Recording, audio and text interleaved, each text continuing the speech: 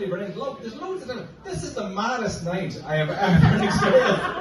If somebody asks you what you did last night, I don't know what you're gonna have to lie. Because if you explain to them, they go, "Intention done." I don't know, they have that kind of thing. Honey, where's Eduardo? Where's Eduardo? Oh, for frick's sake, oh, there's no show without Eduardo. Is the catchphrase of that Spanish game show. Eduardo, well, Eduardo will join us and say, how come he's more popular than me? You get a bigger tune than I did. Stuff to live up to Eduardo all the same now. That's all I'm saying now, boys. So yes, as you know, this is a charity gig, and you know there's two fine fellas that have put this whole thing together, and they're absolute legends, and because of how much money there is, they have to do a forfeit by doing stand-up comedy themselves. So these are going to be lovely because they're lovely. That's it. They're lovely people, great upstanding pillars of the community, I would say. And so yes. So first on we have Ger. Can we build up the applause? Would that be okay?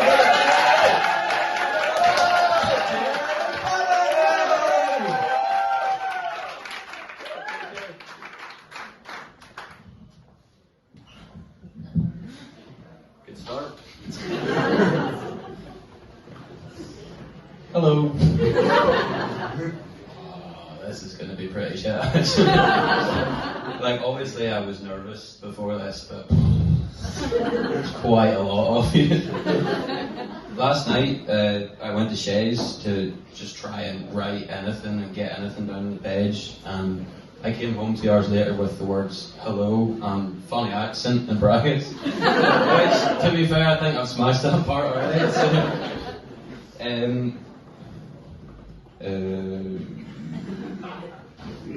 and whenever I got home, I was just thinking of anything to say, and the only thing I could really think of was the lads' holiday that I was on last weekend. And it's good to see that none of the people that were on the lads' holiday with me have made it into the crowd tonight, which probably just shows you my mental state for this. But I had to learn a lot of things for that lads' holiday. Like, for example, what the difference between €1 and £1 was. One of you Tom, quiz me. Ask me what the difference between €1 and £1 is. Oh, Ger, what is the difference between a euro and a pound? Well, Tom, I've never euroed your mother.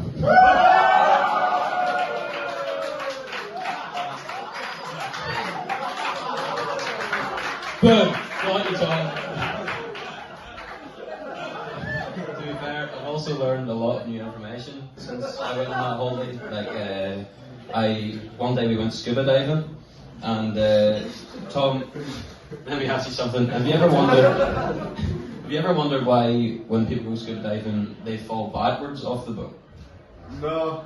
Why did I do that here? It's because if they fell forward they'd land in the boat. I'll be here all night. Thank you very much.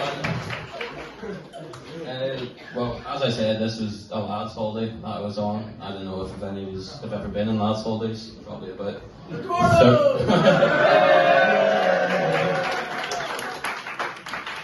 Yeah, probably about 30 years ago. Looking at most of this audience, you just right now, probably about 60 years ago for this man here in the audience. His last holiday was just World War II, which, to be fair, isn't a million miles away from what I went through in the last week. For any of you who don't know me, that was just my dad. I pointed to. Me saying that completely ruins the joke, but I just thought it'd be funny to call him really old in front of loads of people. He's pointing at you, darling. To be fair though, there is a lot of similarities between last holidays I'd have been on and last holidays my dad would have went on. Like, me and my mate spent our time drinking, eating, not smoking, definitely not smoking, mother. And I'd assume my dad would have done something similar, but just in like some rain-filled county in Ireland. Just going camping in like a field in Carlow or Leitrim or somewhere like that. Instead of fine dining in nice restaurants, he's just boiling potatoes on the side of a road. That sounds like I've made that up and it's a joke, but he's told me he done that on a family holiday before whenever he was younger. But if you compare his holidays to holidays that his dad would have went on, it seems like complete luxury. Like for my granddad, his family holidays were probably just being allowed to work in a less soggy field for a day. That man probably didn't see a beach or open water until he was in his mid-30s. If he tried swimming, he'd just go straight fucking downwards.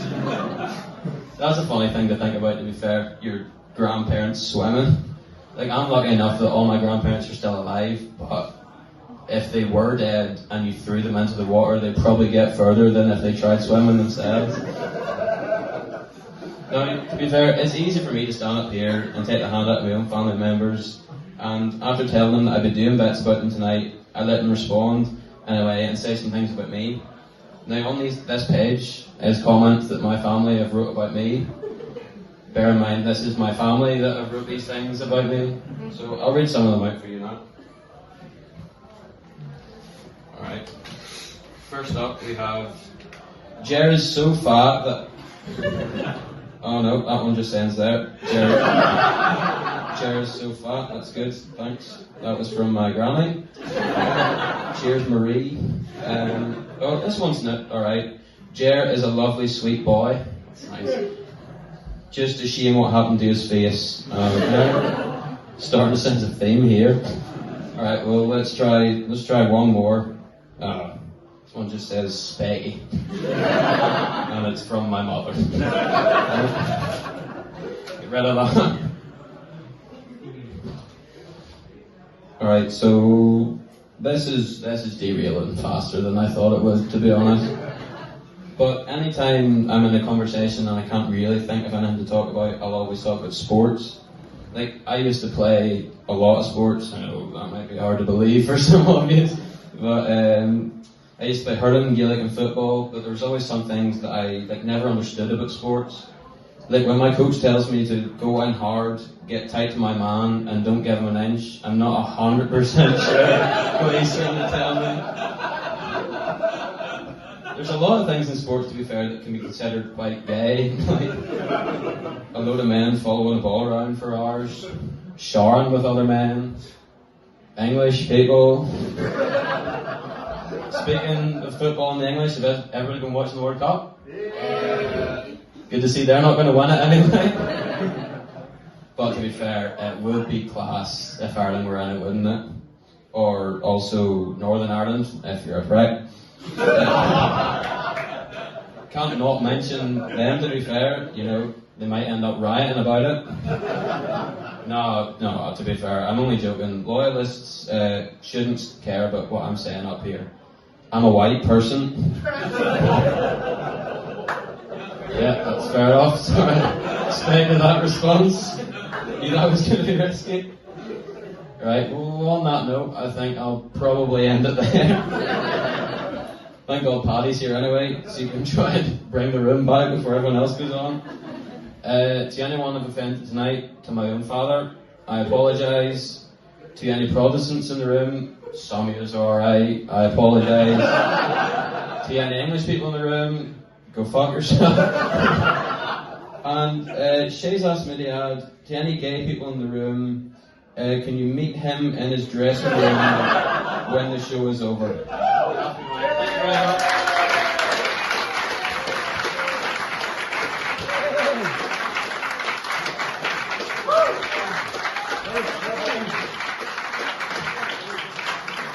Thank you very much.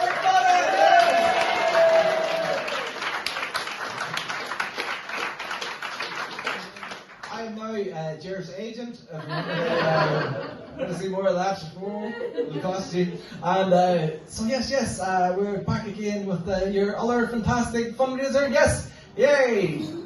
No, okay. No, right, okay, we're finished then. And so we have the fantastic other bloke that's also done everything and done the fundraising, and we are so proud of him. So let's give him a lovely welcome. Build it up, yeah.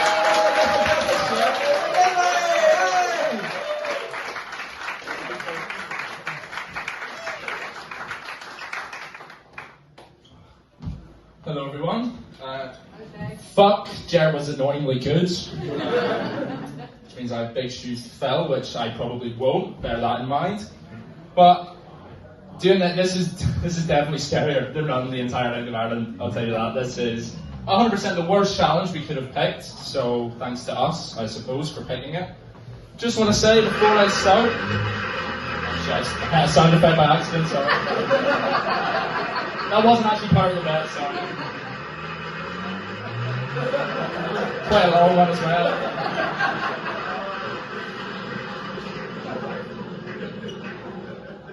Okay.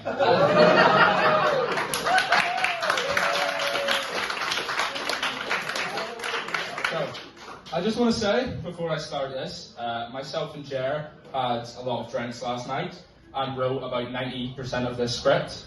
So I want to emphasise that we had a lot of drinks last night and that we wrote this script. So please don't expect it to be actually funny. I've had a few drinks today. I was hoping that would maybe calm the nerves a little bit. It didn't. We actually mostly watched videos of comedians bombing and nobody laughing last night, which didn't exactly ignite me with much confidence. Unfortunately, they were definitely miles better than what this is about to be. Whilst we sat last night and planned this all, we realised that 10 minutes is actually an extremely long time. Something Ger's tried to convince every woman he's ever been with.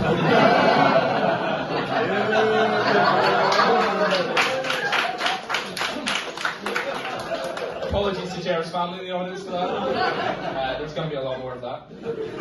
With that being said, have you ever tried actually writing stand-up comedy? It's hard. It is hard. Being funny on purpose, really difficult. I mean, being accidentally funny or having people laughing at you, like, that's easy. You know, my dad's been doing it for years.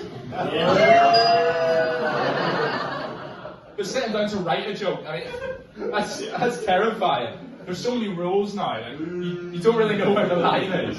Like, how far can you push it? You know, can you say something like a little bit risky? It really depends on the audience. Okay. Everyone's white. That's good. Well, not good. Like, it's not good. But, you know, it's to be expected. It's to be expected in Cushendom. You know, but Cushendom was actually once quite a diverse place. Unfortunately, they fired Ravi about a month ago, so right back to square one, eh? I might get some hate for this, but I tried to use ChatGPT to write this script. It was shit. It was terrible. Then I asked my mother. Even worse. ChatGPT told me to avoid any offensive stereotypes. My mum's idea was purely offensive stereotypes. She'll hate that joke. You know, but I really have been so nervous for this. Like, ever since we made this challenge, really. As I've always had quite a fear of public speaking, which might be a shock to you now, but I was trying to think of ways to, settle my nerves for the night, and someone said just picture, the audience naked, but after selling 70% of tickets to family members, see why that wouldn't work, Speaking of, most of my family is actually from Lahr. Yeah, fair enough. Valid reaction. Now, if you've never been to Lahr, it's what some of us would call a shithole. If you've never been to Lahr, it kind of looks like what would happen if the Orange Order started a theme park, except without any of the joys or laughs of a theme park. Much to the surprise, though, of my family, I actually do care about politics. I know this might be a little heavy for a charity comedy show, but I think we can all agree after these past couple of years of the Trump administration, Kanye West might have actually been the better option. I mean, after 4 years of Twitter rants, international chaos, and reality show drama, at least Kanye West squeezed in some new music. And thus, that leads me to my first segment of the evening. Some celebrities, I believe, should run for the next American presidential campaign. First up, Kneecap. They fight for justice, they speak their minds, and they stand up for their people. Their only issue is, of course, they used to play for St. Paul's. Which is a better pill to swallow. Secondly, you have Stephen Nolan. He's about as useless as Trump is anyway. I'm assuming you're all watching that Killer show on the BBC at the minute. It's hosted by Stephen Nolan. It did nothing but just anger me, to be honest. as how the fuck does Stephen Nolan still have a career? All he does is stand there, takes up 90% of the screen, disrupt an already shite police force, and throw occasional lines like, "What's happening here?" and "You'd be stronger," which add absolutely nothing to the scenes. Potentially the worst guy of all time, but it was pretty entertaining, to be fair. And lastly, Jimmy Savile. Right, hold on.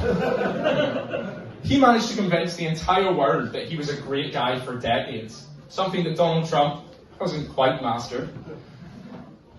The only issue with Jimmy Savile is, of course, he was caught for being a paedophile. Whereas, of course, Donald Trump has not yet been caught. Now, if you don't know me and my girlfriend of 3 years recently broke up. Aww. Thank you guys. Unfortunately, she already bought a ticket for tonight, and it's for charity, no refunds. So hi Evelyn, I hope you're enjoying the show.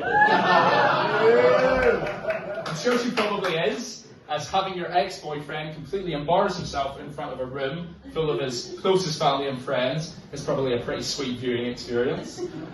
I'm extremely glad we broke up prior to this actually, as if not, we would have definitely broke up after this, as this is potentially the biggest ick of all time. Speaking of icks, we recently got our first hate comment on any of our socials. A charity account, by the way. By a YouTuber with the handle @HippieGumbo. So if you're in the audience, Hippie Gumbo, fuck you. And Hippie Gumbo wrote, "Do you know how much money cancer research gets? It's fully funded, plus they have hundreds of charity shops and loads of random idiots, bit harsh, like you, raising money. There are so many struggling charities out there who could really use that money." Now firstly, what a miserable fucking git. And secondly, I went onto Hippie Gumbo's account to see which charity they were raising money for. So I clicked their link, and to my surprise there was a link, they were raising money for a charity. But when I clicked on it, I realised they were raising money for homeless fucking reptiles. Something that's clearly more important than me and Ger's cause, I suppose. And now, ladies and gentlemen, the moment you've all been waiting for, the donator joke segment. I want to apologise in advance for the next couple of minutes of your lives that you'll never get back, but just know that this is worse for me. But this segment has made me feel a little better about myself, as these might be some of the shittest jokes I've ever heard. So, let's get started. What is Forrest Gump's email password? 1Forrest1. No, don't laugh, please. Thank you, Alex, in the crowd for that one. What do you call an Irishman who bounces off the walls? Ricochet. What do you call a man... Everyone loves this one, by the way. What do you call a man with a rabbit up his bum? Warren. As you can tell, everyone loved it, yeah. I asked the librarian if the library had any books on paranoia. She whispered, "They're right behind you." I bought some shoes from a drug dealer recently. I don't know what he laced them with, but I've been tripping all day. Sorry, these are rough. I was walking down the street the other day, and a man threw milk and cheese at me. I didn't say anything, but I just thought, how dare he? Thank you very much, folks. I have been Shay McGinley. I hope you've enjoyed the show so far, and I hope you enjoy our main event. Thank you very much.